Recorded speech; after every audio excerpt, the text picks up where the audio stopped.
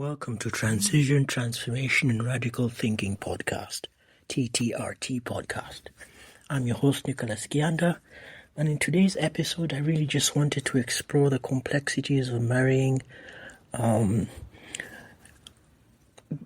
places or in situations where either the spouse is more wealthy, or that's either the wife or the husband is more wealthy, or where the spouse has more connections or is more well placed. I suppose that translates, in a sense, also from the wealth to the influence. So these explorations are taken from a series on television. Lasts about 4 seasons, and it's called Succession. And so that's really what I'm going to explore. I'll lay a foundation in the first clip, and then I'll play you the clip where this conversation or this confrontation takes place, and I called it Veils Off.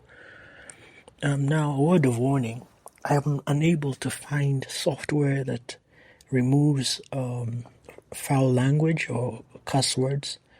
So if you're uncomfortable listening to this with someone younger, please listen on your own. So once again, thank you for listening, thank you for subscribing, and we hope you enjoy this episode. The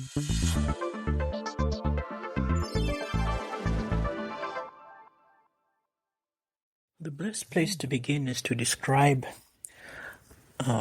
Logan's daughter Shiv, as well as her love interest Tom.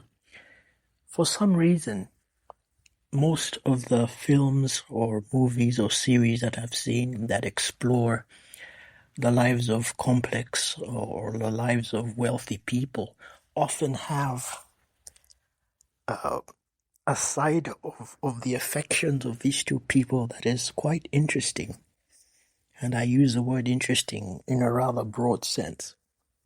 For example, if you look at the series House of Cards, the protagonist and his wife don't really have a relationship, at least not in the sense that we all understand relationships. They are really allies. He is the president, his wife provides a sense of cooperation, collaboration. There's, in a sense, partners in crime. He has a questionable direction to which he diverts his affections. He seems to be more attracted to men than to women.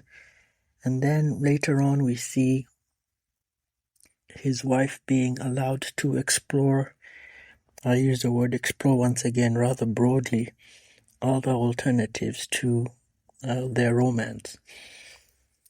And she gets the full approval of the husband. So that's just one example. The second example is in Billions, which also has a man who,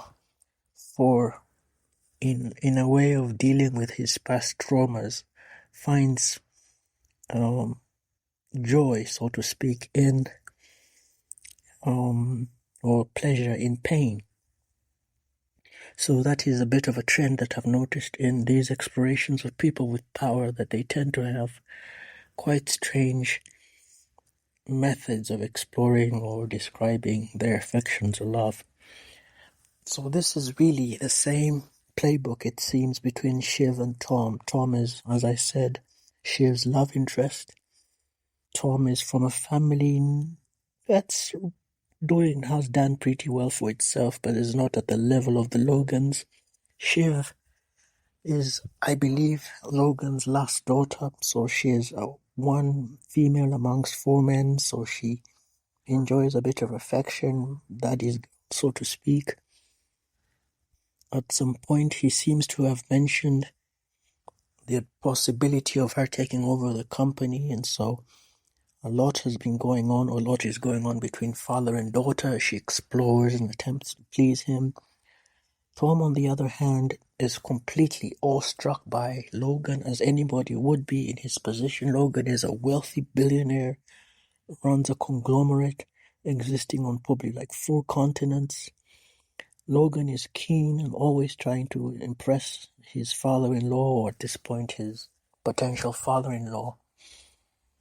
So they get into this relationship that is really complex. Now Tom finds himself stuck when he is given some information about the company and then asked to be in charge of the media arm. So he's having to play as an outsider with a family that's entrenched in the leadership of its organization, of its business. So he's constantly trying to navigate that space, as well as, of course, trying to figure out how to deal with his wife, who, in a sense, tells him that she's open for a relationship where each of them is free to explore their own avenues of pleasure. So this is a bit of a conundrum for him because he feels like he really loves her. Now, with trouble on the ship, as you will see when you watch season 2 and 3, Tom becomes willing to be the scapegoat. I don't believe he's serious, but he offers himself as a scapegoat and is troubled because his wife doesn't seem to oppose this idea.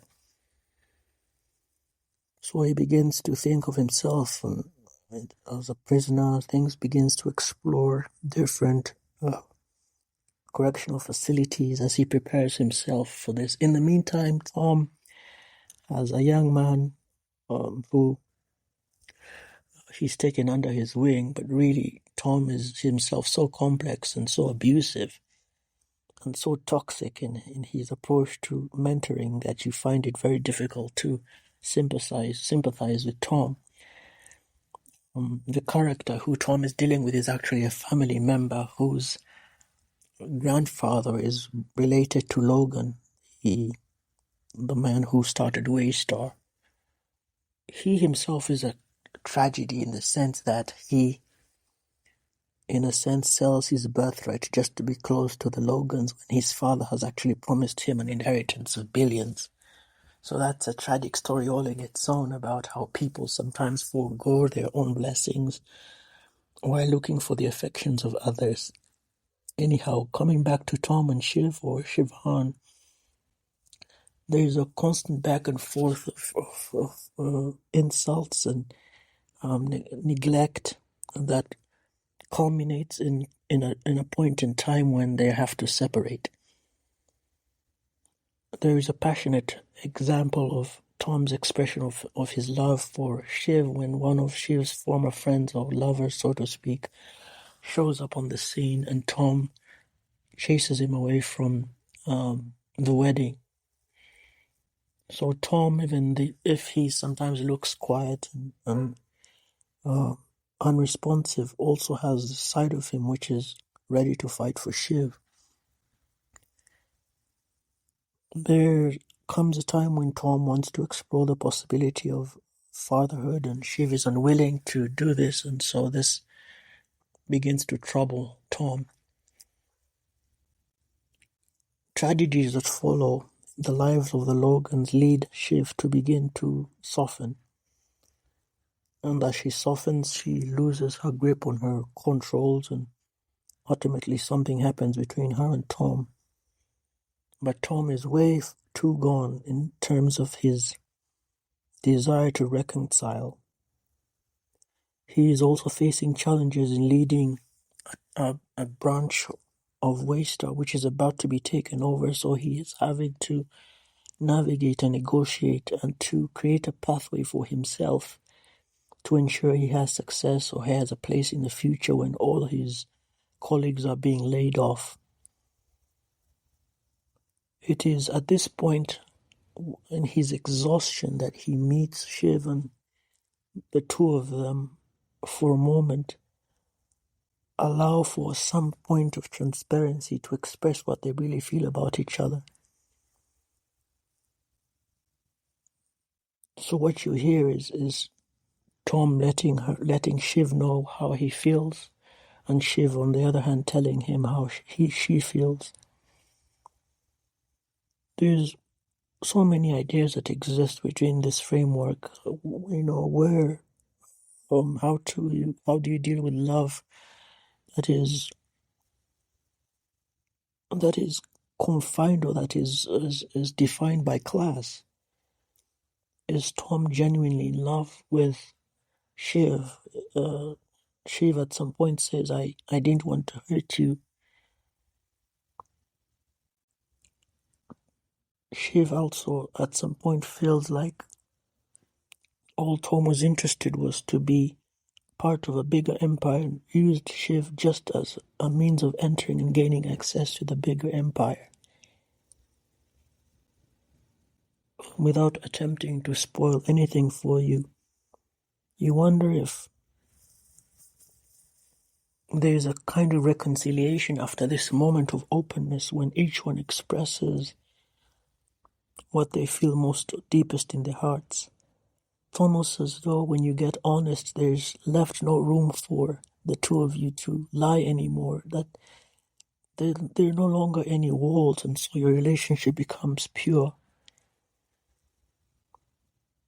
Those are all questions I suppose we have to face, because every time or most of the time when people get into partnerships or unions, it's inevitable that one feels that they're giving more, or come from a better place, or have contributed more. Maybe that is why in this area that I come from, people often speak about the advantages of starting or building from nothing and coming up together with your mate to create a future for which both of you have contributed. That's why I titled this particular podcast Veils Off, because in a sense, both Tom and Shiv have a moment of purity where they both remove each other's veils and expose each other for what they really are in terms of feelings, attitudes, hurts and pains. But whether you can recover from that is another issue altogether. But it serves as an interesting point in a relationship where two people are open enough to let the others see fears, doubts, and then leave the rest to fate, maybe, to character, to love if it really exists. I think this is a complex but worth exploring idea if you were to watch this series. Of course, there's so many ideas that are presented, but I think they present some interesting ideas about marriage and union and relationships. So let me let you listen to this clip, and maybe you can share your thoughts in the comments.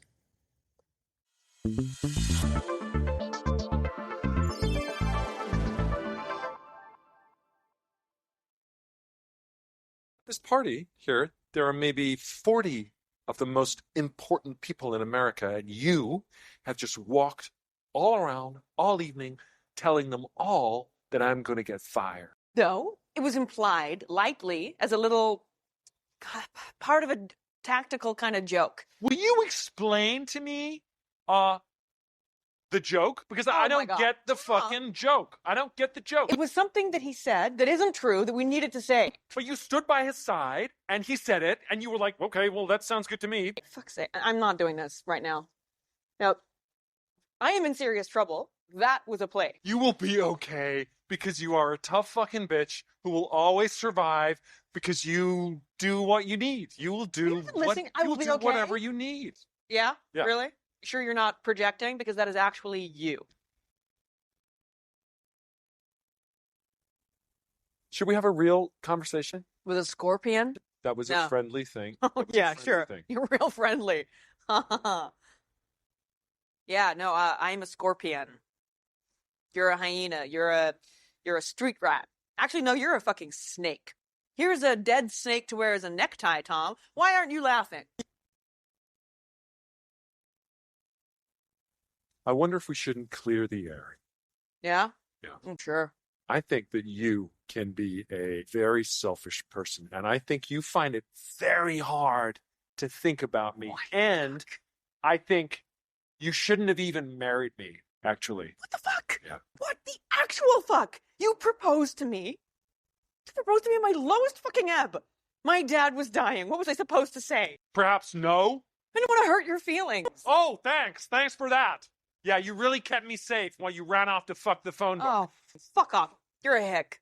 And I'm then, conservative. and then you hid it because you were so scared of how fucking awful you are. You were only with me to get to power. Well, you got it now, Tom. You've got it. I'm with you because I love you. Bullshit. You're fucking me for my DNA. You were fucking me for a fucking ladder because your whole family is striving and parochial. That's not a fair characterization. Oh, It's not. no. Well, your mom loves me more than she loves you because she's cracked. You wanna actually clear the air? Fine. You betrayed me. You were going to see me get sent to fucking prison, Shiv. And then you fobbed me off with that fucking undrinkable wine, and you won't have my baby because you never even thought, honestly, you'd be with me more than like 4 fucking years, I You don't think. offered to go to jail, Tom. You offered because you're servile. You're servile. You are incapable of thinking about anybody other than yourself because your sense of who you are, Shiv, is that fucking Oh, big. yeah, you read that Yeah. in a book, Tom? You're too fucking transparent to find in a book. You're pathetic. You're pathetic. You're a masochist and you can't even take it. I think you are incapable of love. And I think you are maybe not a good person to have children. Well, that's not very nice to say, is it? I'm sorry. I'm sorry. But you have hurt me more than you can possibly imagine. You took away the last 6 months I could have had with my dad. No.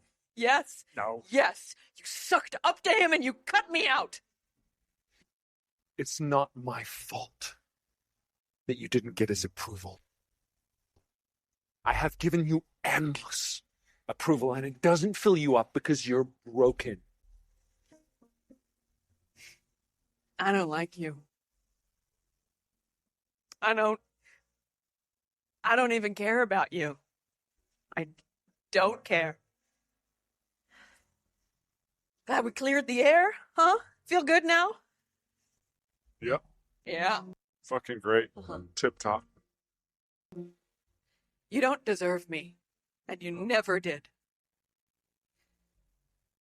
And everything came out of that. Oof. So fucking flat.